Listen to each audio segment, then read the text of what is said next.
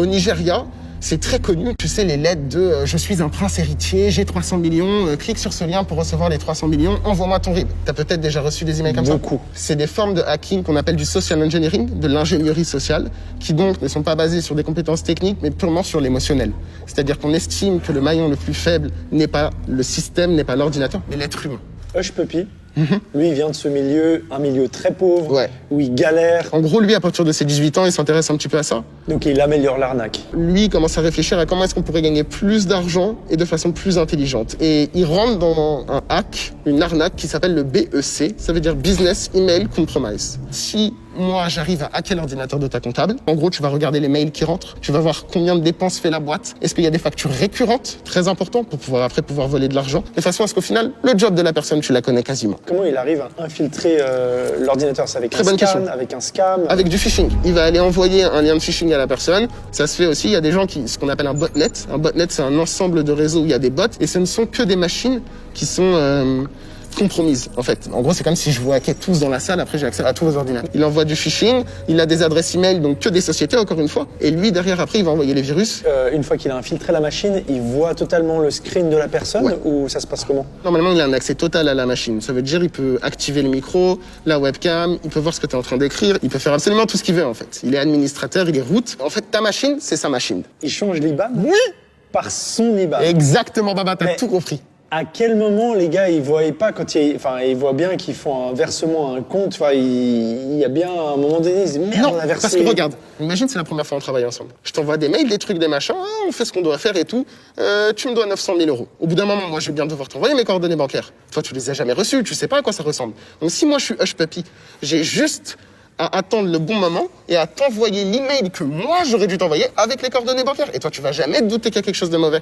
Mais je suis d'accord. Et lui derrière il a accès à la boîte mail, ça veut dire qu'il peut bloquer s'il veut. Moi il peut me bloquer, il peut me dégager à tout jamais de l'équation. Ah, c'est ça, parce que moi c'est le client qui va réclamer, genre ils sont où mes 900 000? Ça, après, ça s'est fait justement. Mais c'est comme ça aussi après que les gens rencontrent que c'est une arnaque, qu'il y a des gens qui ont été volés. Et c'est pas tant l'aspect technique qui est intéressant chez Hush Puppy. Ce que tu dois réaliser, c'est qu'ils passent vraiment de petits cybercriminels qui devaient gagner 10, 20, 30 000 euros par mois à vraiment sérieux joueurs de l'équation avec vraiment des réseaux, avec des comptes bancaires établis un petit peu partout dans le monde, parce que cet argent, il faut bien le recevoir, frérot. C'est que c'est très compliqué. Très peu de personnes peuvent avoir un compte bancaire comme ça où tu reçois des 5 millions, des 10 millions qui tombent. Enfin faut être super bon en logistique et dispatcher tout cet argent. Et effectivement il y a toute une mise en place assez folle quoi. Fin 2014-2015, il quitte la Malaisie, direction Dubaï.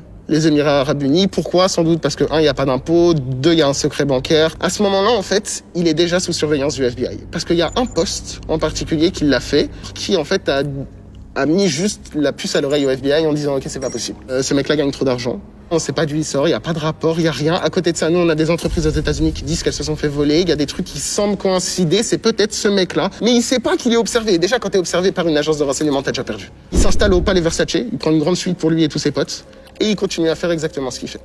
Le vrai problème qui l'a vraiment fait en sorte que la FBI après va l'arrêter, c'est la Banque de Malte. On parle en fait d'un hack qui s'est produit en 2019. On lui a demandé en fait de récupérer de l'argent qui est arrivé de la Banque de Malte pour après le dissimuler dans d'autres comptes bancaires. Concrètement, ce qu'on lui reproche, c'est aussi du blanchiment d'argent. Et qui lui demande ça? Justement, c'est là où c'est très intéressant, c'est qu'en fait, le hack de la Banque de Malte a été orchestré par le Lazarus Group, qui est le bras armé de la Corée du Nord, qui sont en gros une équipe de hackers d'élite de la Corée du Nord.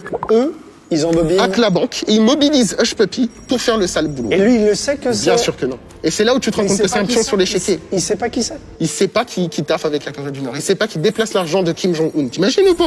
C'est de la folie, cette histoire. C'est incroyable. Et c'est ça qui fait que le mec se fait 100% arrêter. Parce que si tu veux, incroyable. le hack, il était tellement violent. Lui, il reçoit des messages, encore une fois, tout est dans le rapport. Frère, j'ai besoin de recevoir 5 millions aujourd'hui, 5 millions demain, 5 millions par-ci. Ben, en fait, il communique avec des gens qui sont clairement des agents étatiques, en fait. À Dubaï, un beau jour, en juin 2020, dans sa suite du Palais Versace, avec ses 5 potes, se fait arrêter par un raid turbo-cosmique de FBI, Interpol et Dubai Police en même temps. Les mecs en ont tellement marre de lui qu'ils décident de faire un exemple. Ils filment tout. Le mec, il est en caleçon, il est dépité, il y a 25 flics dans sa chambre filmés. Et ils en font un documentaire. pour bien l'humilier, pour bien montrer aux gens que voilà, Dubaï, c'est pas non plus le paradis pour les cybercriminels, tu te feras arrêter. Grosse campagne de marketing sur lui. Donc le mec est extradé à Los Angeles, il se fait juger, prison Chicago, et concrètement, il risque 25 ans de prison. Mais quand il se fait arrêter, j'ai oublié de mentionner, mais il y a aussi des trucs du genre plus d'une centaine de disques durs, clés USB, des centaines de millions d'informations sur des personnes. Le mec, il avait une Fnac chez lui, frère. Pourquoi, personnellement, je trouve que cette histoire, elle est intéressante? Parce que moi, je prône quelque chose qui s'appelle la conscience numérique. Comprendre qu'aujourd'hui, on vit dans un monde qui est 100% numérique, 100% digitalisé, et que tout ce qui se passe découle que de l'écran d'Internet, en fait. Aujourd'hui, malheureusement, il n'y a pas encore assez de personnes qui sont conscientes de ça et qui savent pas comment vivre dans cet environnement-là. Lui, Shpepi, c'est un mec qui a compris ça. Il a compris que tout passe par Internet. Et il n'a pas besoin d'être en maths sup, maths spé pour coder des grands virus et des 0D et faire des trucs de fou. Non, non. Bah écoute, merci Rabin. Merci JD. Père Rabin, c'est ça? Raconte-moi Bien sûr. l'histoire.